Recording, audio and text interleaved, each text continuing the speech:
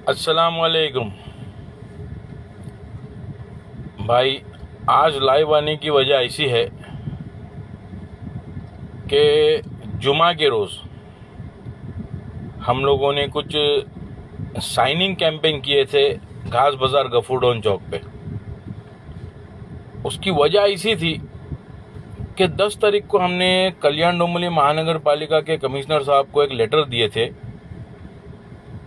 वो लेटर किसी political party की तरफ से नहीं था। वो लेटर के अंदर हमने जो टाइटल डाले थे, जो लेटर हेड एक तरीके का बनाए थे, वो लेटर हेड पे नाम था जुना कल्याण मूल निवासी संगठना व आंदोलन समिति। जुना कल्याण मूल निवासी संगठना व आंदोलन समिति। और वो समिति जो है वो कल्याण के जो पुराने घर है, जुना कल्याण जिसको बोला जाता है, हिस्टोरिकल तारीखी शहर जो है अपना कल्याण, वहाँ पे ऐसा है कि वो पूरे कल्याण का सत्यानाश होते जा रहा है। वो सत्यानाश मैं वर्ड इसके लिए यूज कर रहा हूँ कि फिलहाल जो वो मोहल्लों के अंदर जो रास्ते जो है, बोले तो शिवाजी चौक जो कृष्णा टॉकीज से जो अंदर अंबेडकर रोड होकर जो रास्ता आता है, वो रास्तों की हालत, वो जुना कल्याण है भाई। बैल बाजार का जो सर्कल है जहाँ पे वो कोली का पुतला लगा हुआ है, वहां से जो वलीपीर रोड होते हुए जो अंदर आता है रास्ता, वो भी जुना कल्याण है भाई। नया जो ब्रिज बना है वो गोविंदवाड़ी, वो जुना कल्याण। वो जो ऐसा एरिया था कि वहां पर बच्चे खेलने के लिए जाते थे। वहां पे एक किस्म का झाड़ियां हुआ करती थी, खेत हुआ करते थे, जंगल हुआ करता था। वो एक छोटा सा जंगल हुआ करता था, वो जुना कल्याण। अब वो जो एरिया है, गफूरडोन चौक, घास बाजार, दूध नाका, चौधरी मोहल्ला, राम मारुति चौक, नमक बंदर, ये जो रेती बंदर, ये जो एरिया है, ये पुराना ऐतिहासिक कल्याण, हिस्टोरिकल प्लेस है। वो जो अपना पीरजादे वालों के घर के पास एक दीवार हुआ करती थी कई जमाने में, एक जमाने में, जो मैंने मेरे दादा से सुना था, मेरे अब्बा से सुना था, वो कोर्ट की दीवार हुआ करती थी वहां पर। और उसके अंदर साइड में रहने वाले जो लोग हैं वो कोर्ट के अंदर के लोग बोले जाते थे।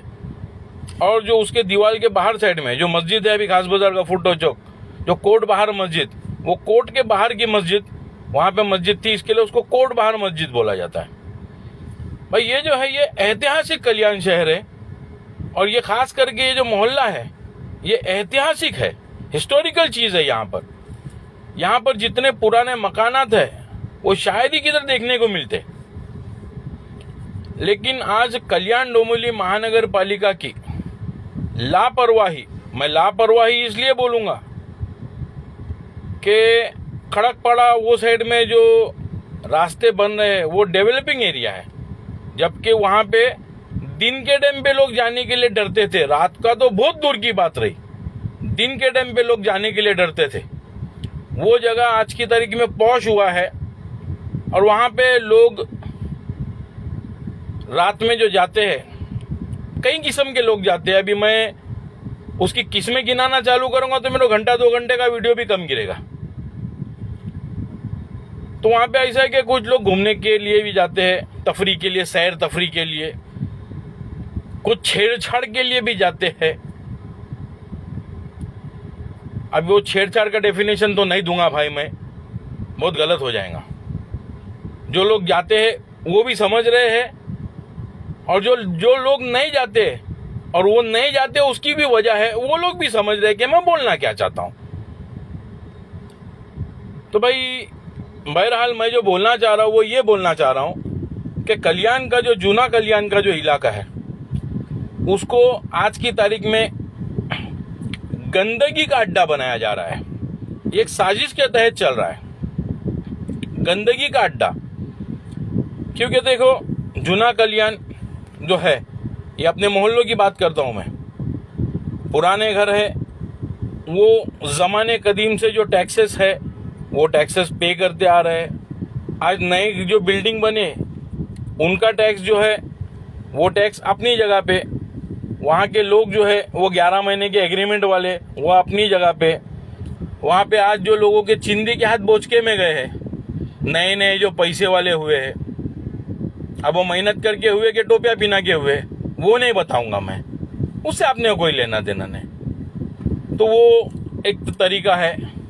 तो वो वहाँ पे जो लोग जो पैसे वाले हैं और वहाँ पे जो डेवलपमेंट जो चालू है, वो डेवलपमेंट का जो हकदार है वो सही मायनों में जूना कल्याण है।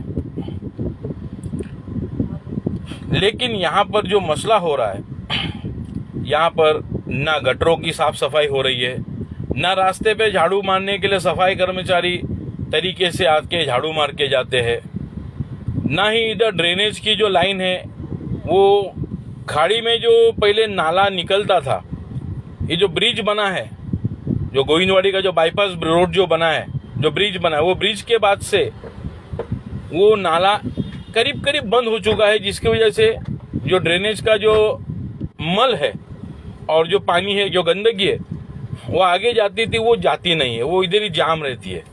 तो वो जो चैम्बर है सब भरे हुए हैं, वो तरीके से साफ नहीं होते। उसके बाद में चौधरी मोहल्ले से पीछे से रास्ता जाता था भटीले के पास से, वो जगह को भटीला बोला जाता था। भटीले के पास से जो रास्ता जाता था वहाँ पर कुछ तबेले थे। अब वहाँ पर ऐसा है कि इलीगल कंस्ट्रक्शन इतना ज़्यादा हुआ है कि वहाँ पर जो तबेलों का जो पानी है, गोबर का पानी, उसको जाने के लिए रास्ता नहीं है। वो पूरी वो जो रास्ता जो था, जो ब्रिज जो था, भटीले का ब्रिज तो खत्म हो गया उधर। वहाँ पे कम से कम नहीं तो भी 1 फुट पानी रहता है, वो भी गोबर का गंदा गलीज पानी, फुल कचरा, घास, पेंडा सब उसके अंदर। कौन सी ऐसी चीज नहीं मिलेंगी, विटामिन ए से लेके जेड तक उसके अंदर मिल जाएगा तुम्हारे को। वो रास्ता कभी साफ नहीं होता। नगर सेवक आए, 5 साल ऐश किए, चले गए।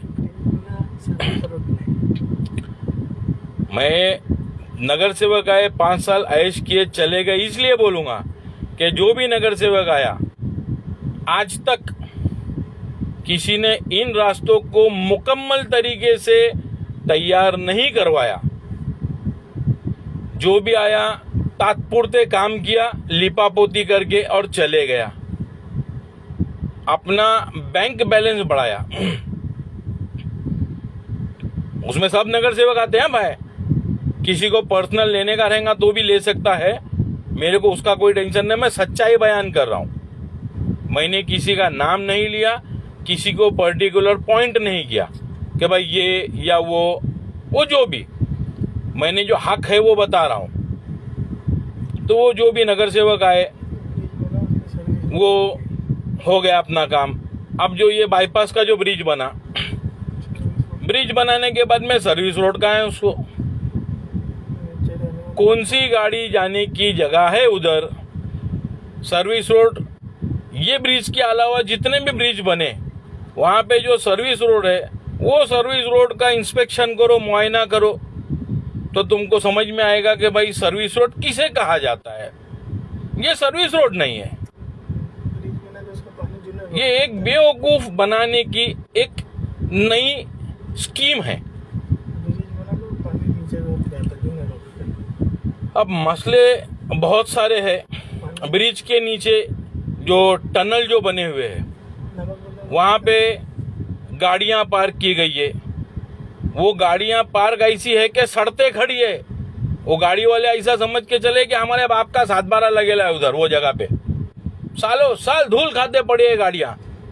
कुछ कार है, कुछ दूसरे गाड़ियाँ हैं, ऐप पे है।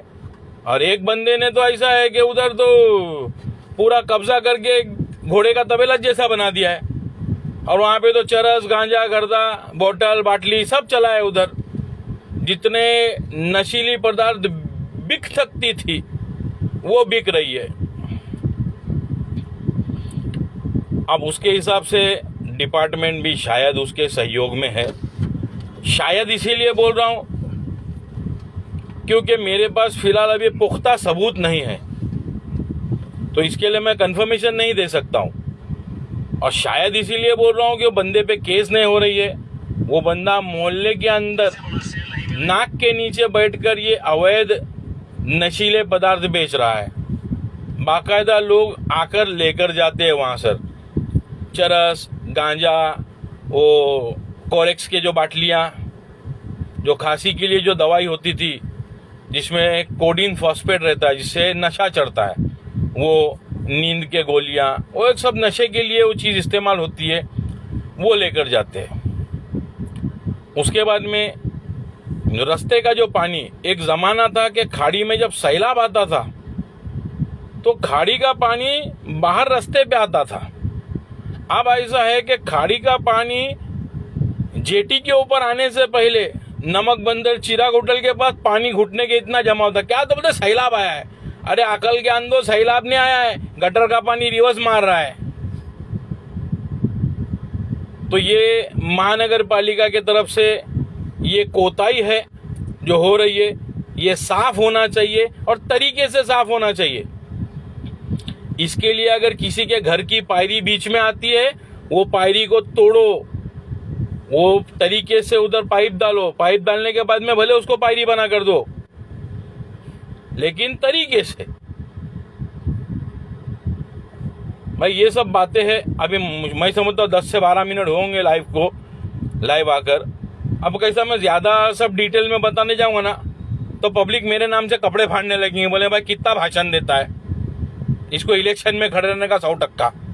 तो इंशाल्लाह भाई इलेक्शन में तो नहीं खड़े रहूंगा मैं, क्योंकि इलेक्शन में खड़े रहने के लिए चापलूस आदमी लगता है, मालिश वाला।